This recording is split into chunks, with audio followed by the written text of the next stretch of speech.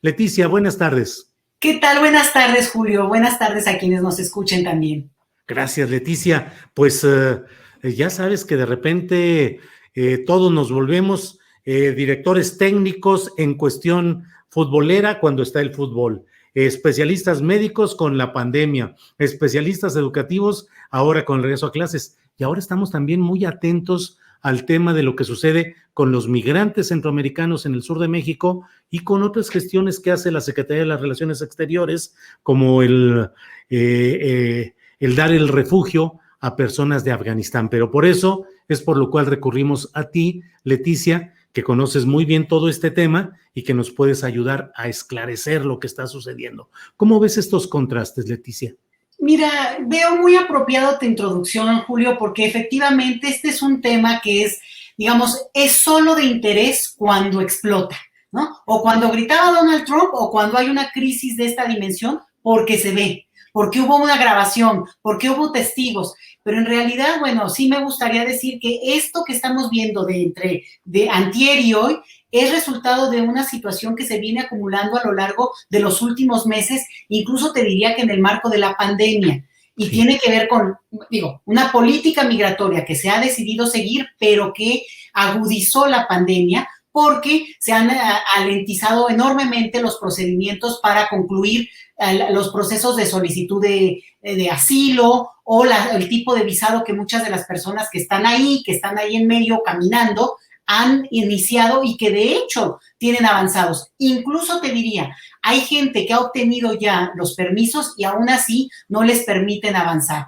Entonces, es una situación en la cual también la pandemia ha contribuido porque no hay nada más antinatural a lo que vimos con la pandemia que la movilidad, ¿no? O sea, quédense en casa era exactamente lo contrario a la migración. Entonces, sí creo que vale la pena poner en contexto 2 o 3 cositas, Julio. Mira, en el 2011 se aprobó la ley de migración en nuestro país, que realmente es un paradigma, con muchas cosas por resolver, pero es un cambio en términos legales importante. En 2014, el Plan Frontera Sur que echó a andar el gobierno entonces de Peña Nieto, que digamos de alguna manera le daba al traste a esta ley de migración porque instrumentaba una política muy dura en la frontera sur. Eso que no se nos olvide, que siempre la ha habido, pero que ahí se volvió como muy fuerte.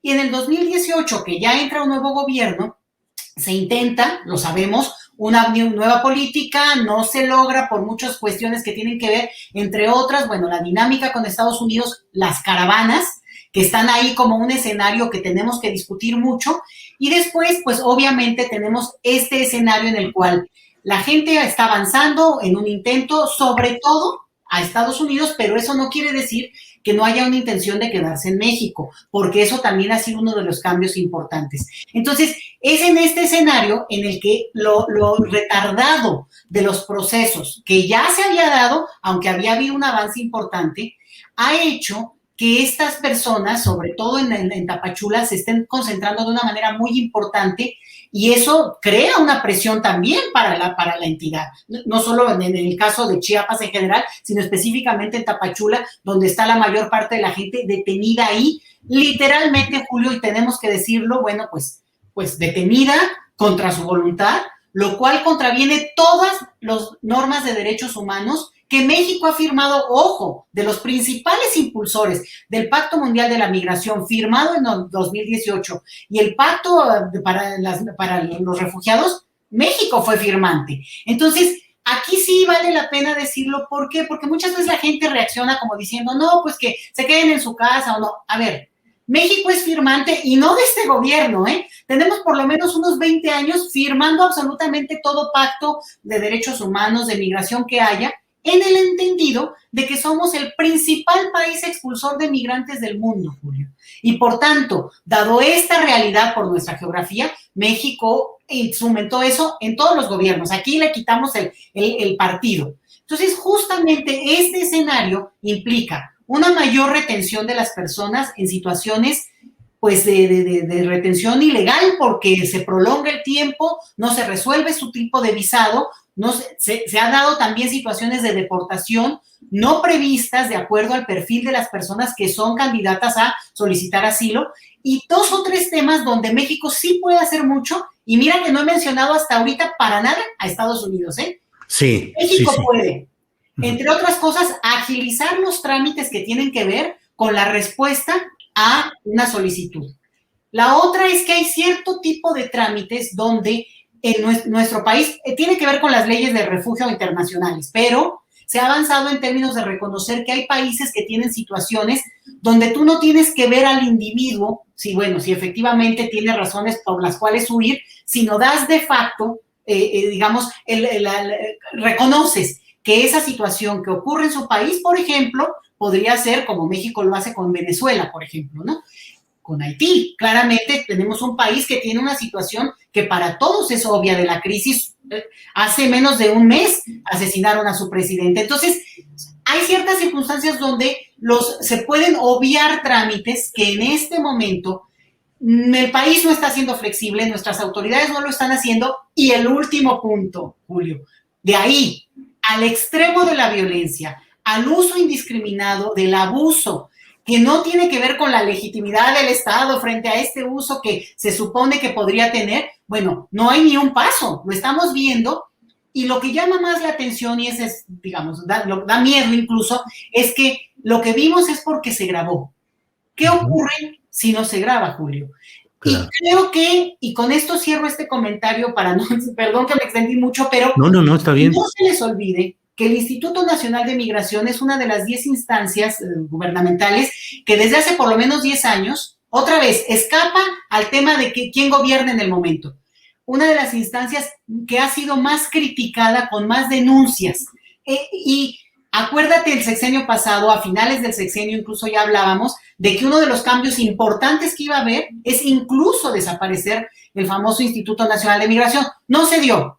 Se decidió por mantener ese diseño institucional. Pero la realidad es que algunos defensores, como el padre Solalinde en su momento, tenían esa bandera por lo duro que sabemos ya que ha sido el actuar del Instituto Nacional de Migración históricamente. Ahora, Leticia, pues hay una gran indignación por la fotografía, efectivamente, el video en el que se ve al personal del Instituto Nacional de Migración y particularmente a uno de sus directivos en aquella región, pues pateando la cabeza de un migrante que ya está tirado. Pero lo que tú nos dices, pues me parece que es esencial. No solo indignarnos por lo que vemos en el video, por una circunstancia en la cual alguien captó esa imagen, sino que en realidad hay un contexto, acuerdos, presiones, cesiones del gobierno mexicano. Tú decías, y vaya que no he hablado de Estados Unidos, ahorita podemos entrar a eso, pero es que no es solo el momento del funcionario tirándole la patada o tratando de poner el pie sobre el migrante, sino todo lo que se ha acordado y que pareciera, Leticia, que por presiones iniciadas con Donald Trump, continuadas con Joe Biden, lo que tenemos en México es un retroceso en nuestras políticas humanitarias de asilo, de refugio, de atención a los migrantes, y nos estamos convirtiendo en el brazo armado que hace el trabajo sucio en la frontera sur para Estados Unidos. ¿Qué opinas, Leticia? Mira, yo lo diría al revés. Yo diría que en realidad lo que estamos haciendo es lo que estábamos haciendo y que no hubo un cambio en ese punto. O sea, que en realidad lo que pasa es que el cambio que hubiéramos esperado en el tema de migración, de política migratoria más que nada, no lo vimos. Eso es lo que más bien se continuó una línea, porque México efectivamente ya era filtro, ya era esta externalización de las fronteras desde hace mucho tiempo, y a pesar de que, bueno, había un juego ahí político siempre con cada gobierno, la realidad es que, bueno, también al llegar Trump al poder o estar Trump en el poder y tener nosotros un nuevo presidente, bueno, parte de sortearlo tuvo que ver con evidenciar esta relación donde, bueno, sí, México, y repito, también el contexto de la pandemia incrementó esto, pues se vuelve un filtro visible ya para todos, pero lo ha sido de manera ya muy prolongada, Julio, e insisto, tal vez lo que queríamos y lo que esperábamos y lo que anhelábamos era ese cambio, por lo menos de cosas que México sí puede hacer, Julio, y no hace. Mira, hemos hablado, y tú lo has oído, de estos vuelos que están deportando, personas desde Estados Unidos, porque Estados Unidos ha decidido una política también muy cerrada que tiene que ver con su dinámica electoral interna, y los estados tienen cierta soberanía en este tipo de temas. Entonces, Texas deporta población a territorio mexicano, donde los agentes migratorios mexicanos acompañan a esta población a la frontera y la deportan. Eso es ilegal de acuerdo a nuestras leyes, pero le añadiría aún peor. El caso mexicano es que hace lo que hemos exigido durante mucho tiempo que no se haga con los mexicanos que deportan, y es ponerlos a horas fuera de lugar, ¿no? En la noche, en lugares solos, donde el crimen organizado, Julio, acompaña a estas personas, está ahí al acerio, lo mismo que sabemos muy bien que está pasando ahora con estas personas que se echaron a andar. Junto a los agentes de migración también está el crimen organizado. Entonces, sabiendo todo eso, el problema es no actuar distinto, porque incluso en un escenario, incluso de este pragmatismo que a veces es la parte de sobrevivencia y los políticos lo deciden, la violación a los derechos humanos no corresponde y podrían incluso seguir una serie de normatividades, y no lo están haciendo ni siquiera así, Julio. Leticia, ahí estoy leyendo, hay gente en el chat, estoy leyendo algunos comentarios. Lidia Gá dice: fue un caso de maltrato al centroamericano, que se queden en su país para que no los toquen. Ahora quieren hacer parecer que eso es política general. No seas mentiroso ni insidioso, Julio. Otros dicen, pues, comentarios parecidos en los cuales te pregunto, Leticia, ¿qué responder a la gente que dice, pues si no quieren que los toquen, quédense allá? ¿Para qué entran a México? México tiene que preservar sus fronteras y garantizar que no entre la gente de manera irregular, y si quieren llegar a Estados Unidos, pues que busquen otra vía, porque México no debe ser ni puerta de entrada para Estados Unidos, ni un lugar donde se queden. Algunos dicen, pues lo que pasa es que tú no sabes que en tal ciudad y en tal otra está lleno de centroamericanos y de gente de otros países. ¿Qué responder a eso, Leticia? Pues mira, primero que nada, yo creo que quienes escriben con ese tono, pues bueno, no están contrarrestados porque lo que debería escribir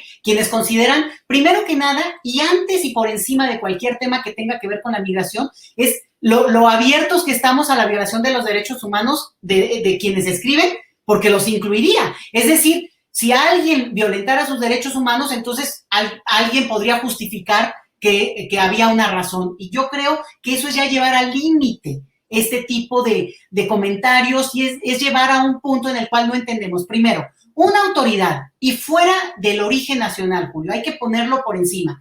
Cualquier autoridad tiene que respetar a una persona en donde sea, y no importa ni su origen nacional ni su condición socioeconómica. Y yo creo que si no partimos de ese hecho, bueno, claramente quienes nos están escuchando tienen que revisar su noción de derechos humanos. Una. Y la otra, el tema migratorio es parte de la relación, digamos, planetaria que vivimos desde hace muchísimo tiempo, digamos, en la forma actual que tenemos, y llegó para quedarse. Y además llegó para quedarse por un elemento que es sustancial, Julio. También aquí entra la demografía. Y países como Estados Unidos requieren de mano de obra. Si en este momento se está aprobando un presupuesto multimillonario en Estados Unidos para echar a andar cuestiones de infraestructura y reconstruir carreteras y un montón de cosas que ha anunciado Biden los últimos días, claro, se les vino encima también el tema de Afganistán, por cierto, pero con eso yo nada más te digo, la mano de obra no la tienen ellos. Y al final de cuentas es toda una cuestión muy hipócrita, porque es parte de lo que van a necesitar. Mano de obra de cierto perfil que de alguna manera manejan con esto, ¿no? De que dejan entrar a unos, de repente no. Y claro, esta gente que es especialmente humilde no viaja en avión. Muchos lo hacen, ¿eh? Muchos. Nosotros tenemos nada más de puros nacidos en México, tenemos aproximadamente 12 millones de mexicanos, más los que se acumulen en la semana, porque el flujo migratorio de mexicanos está aumentando. Entonces, México tiene una larga experiencia de emigración, y por tanto, quienes argumentan y hablan, bueno, pues a lo mejor tienen que hablarle al primo que está en Los Ángeles o que está en Chicago y que le cuente cómo llegó, ¿verdad? Pero justamente desde esa lógica, creo que este flujo es un flujo que además es de gente en general muy pobre, muy humilde, y que también ahí hay que acompañar hasta con información a veces muy básica, Julio.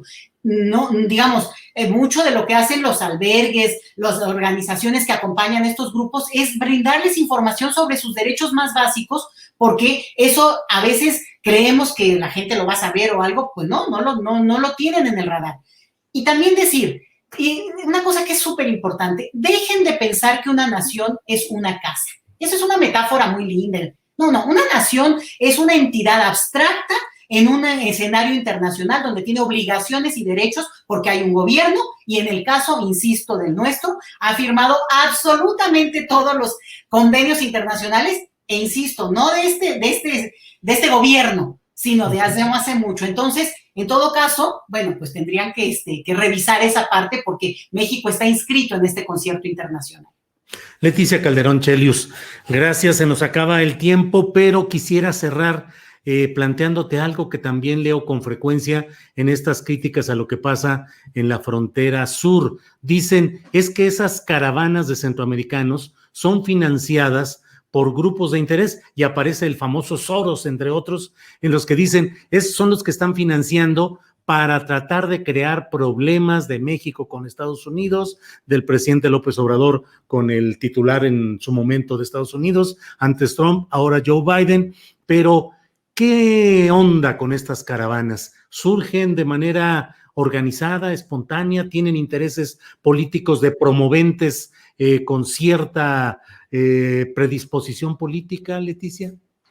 Julio, como suele ocurrir en cualquier movimiento de masas, hay de todo, pero pretender que no hay una legítima decisión o autoridad o que la gente toma decisiones, digo, podrá haber acarreados y podrá haber gente que va por oportunista, de todo, pero yo sí creo que hay que poner por encima de todo, digamos, no solamente la dignidad de la persona para tomar ciertas decisiones, sino también, digamos, tener la compasión de entender que hay una razón por la cual la gente se echa a andar. Sí creo que especular en ese lado, digo, daría para todo un programa y daría para discutirlo, pero sí me parece que hay que tener mucho cuidado, porque con esto se pretende al mismo tiempo justificar o descalificar también el hecho mismo de que la gente ha emigrado desde hace mucho y que las razones son casi obvias, o razones de violencia o razones de una economía precaria que es de la que la gente huye en general, Julio. Leticia, pues te agradezco mucho esta oportunidad de asomarnos al tema de fondo de lo que está sucediendo con la migración procedente de Centroamérica en la frontera sur de México. Muy agradecido y a reserva de lo que desees agregar, pues muchas gracias, Leticia. Que me invites de nuevo porque de esto hay que hablar mucho, Julio, porque si no, hasta el próximo momento difícil se volverá a hablar de él. Muchísimas gracias. Seguiremos hablando. Gracias, Leticia.